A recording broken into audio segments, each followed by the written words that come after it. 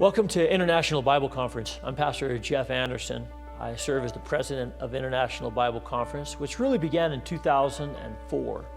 I had an opportunity to go to Africa and preach to some pastors, and that is when the Lord just lit my heart on fire for two things: national, indigenous pastors, and expository preaching.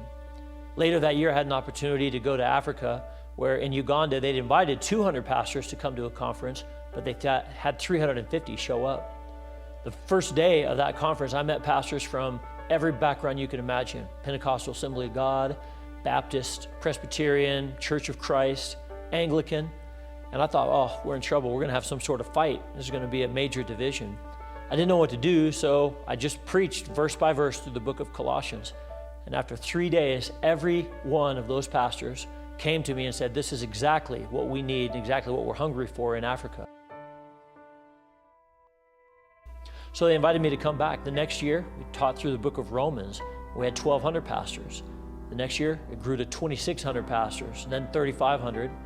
The next year, we had 5,000 pastors, and the most that we've had recently is almost 25,000 pastors.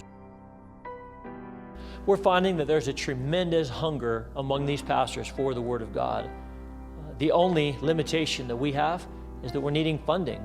The larger the conferences have grown, the more that it costs. We're able to conduct a pastor's conference for merely $20 per pastor. That means that we provide transportation, food, and lodging for a 3-day conference for only $20. We find that there's a tremendous hunger. A hunger so much that one pastor described it this way: in Africa, we are like children who have just been eating refuse. And when we come to the conference, we have a good, healthy meal for the first time. And now we want to offer that healthy food to our churches, to our communities.